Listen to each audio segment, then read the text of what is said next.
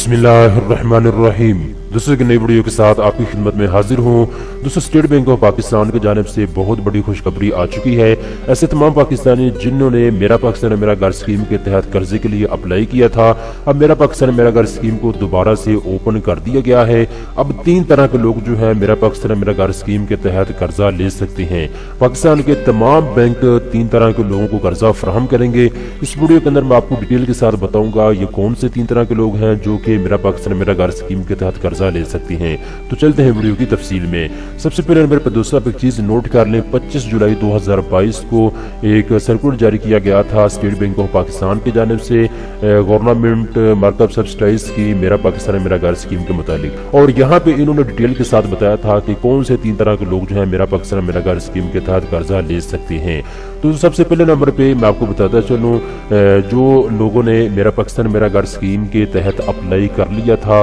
तो उनकी 3 कैटेगरी बनाई गई है। अब वो 3 कैटेगरी कौन कौन सी हैं अब नोट कर लीजिएगा। नंबर 1 पे तो दोस्तों ऐसे तमाम पाकिस्तानी जिन्होंने मेरा पाकिस्तान मेरा घर स्कीम के तहत कर्जा लेने के लिए अप्लाई कर दिया था और बैंकों ने उनकी दरख्वास्तों को भी कबूल कर लिया था, मंजूर कर लिया था। तो ऐसे बहुत से लोग थे जिनको कर्जा मिल गया था बैंक की जानिब से, लेकिन ऐसे बहुत से लोग थे जिनकी दरख्वास्तें तो बैंकों ने मंजूर कर ली थी लेकिन उनको अभी तक कर्जा जारी नहीं हुए थे। हालांकि इन लोगों ने प्रोसेसिंग फीस भी अदा कर दी थी और लीगल जो फॉर्मेलिटी थी वो भी इनकी तकरीबन पूरी होने वाली थी। तो इसके बावजूद इन लोगों को कर्जा जात नहीं जारी किए गए थे। अब स्टेट बैंक ऑफ पाकिस्तान ने यह सर्कुलर जारी किया है जिसके अंदर उन्होंने बताया है कि तमाम बैंक फौरी तौर पे ऐसे तमाम पाकिस्तानियों को कर्जा जात फराहम करें, फौरी तौर पे कर्जा जात जारी करें जो लोगों की दरख्वास्तें मंजूर हो चुकी हैं या जिनके केस जो है वो मंजूर हो चुके हैं। इसके बाद नंबर 2 पे दोस्तों ऐसे तमाम पाकिस्तानी जिन्होंने मेरा पाकिस्तान मेरा घर स्कीम के तहत कर्जा लेने के लिए अप्लाई किया था किसी भी पाकिस्तानी कमर्शियल बैंक में या फिर माइक्रो फाइनेंस बैंक में, और इनके जो केस थे वो अप्रूवल हो चुके थे और इन्होंने किसी डीलर से या किसी हाउसिंग सोसाइटी से एग्रीमेंट भी कर लिया था इस बेस के ऊपर कि उनको कहा गया था, जो घर बेचने वाला बंदा था, कि हम आपको पैसे देंगे बैंक से लेके मेरा पाकिस्तान मेरा घर स्कीम के तहत। तो अगर आपने एग्रीमेंट कर लिया है किसी हाउसिंग सोसाइटी से या किसी डीलर से और आपके पास टोकन मनी भी मौजूद है, पे टोकन भी मौजूद आपके पास, तो फिर आप जो है बैंक के पास आए और आप जो है कर्जा ले सकते हैं मेरा पाकिस्तान मेरा घर स्कीम के तहत। याद रखिए कि दूसरी कैटेगरी के भी वो लोग हैं जिन्होंने मेरा पाकिस्तान मेरा घर स्कीम के तहत कर्जे के लिए अप्लाई कर दिया था लेकिन इनको कर्जा जारी नहीं हुए थे, इनके केस जो है वो मंजूर हो चुके थे बैंक में। तो अगर आपका केस किसी भी बैंक से मंजूर हो चुका है और आपने किसी हाउसिंग सोसाइटी से या डीलर से एग्रीमेंट भी कर लिया है और इस बेस के ऊपर आपने एग्रीमेंट किया था उस डीलर के साथ कि मैं आपको पैसे दूंगा मेरा पाकिस्तान मेरा घर स्कीम के तहत कर्जा लेके, तो आप जो है फौरी तौर पे बैंक के साथ राब्ता करें और आप जो है कर्जा लेके आप मकान जो है खरीद सकते हैं। इसके बाद दोस्तों एक और चीज आप नोट कर लें, यही दूसरी कैटेगरी के वो लोग जो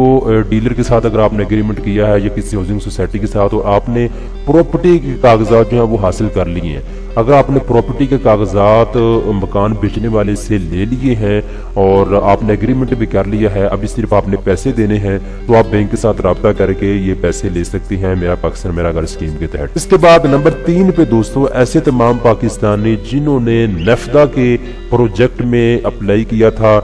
यानी इमरान खान वजीर आज़म इमरान खान जब थे तो उन्होंने वादा किया था कि 50 लाख घर जो है हम पाकिस्तानियों को बना के देंगे। तो इसके तहत नया पाकिस्तान हाउसिंग स्कीम शुरू की गई थी जिसके तहत घर बना के तैयार घर लोगों में तकसीम किए जाने थे। तो इसमें लाहौर में और मुख्तलिफ पाकिस्तान के शहरों में जो है नेफ्दा की जानिब से डेवलपमेंट का काम शुरू किया गया था, मुख्तलिफ प्रोजेक्ट शुरू किए गए थे। तो इसमें भी बहुत से लोगों ने मेरा नया पाकिस्तान हाउसिंग स्कीम में अप्लाई किया था और कुछ लोगों ने तो इसकी जो डाउन पेमेंट थी वो भी अदा कर दी थी। तो अगर आपने डाउन पेमेंट अदा कर दी है तो आप भी जो है इस स्कीम के तहत मेरा पाकिस्तान मेरा घर स्कीम के तहत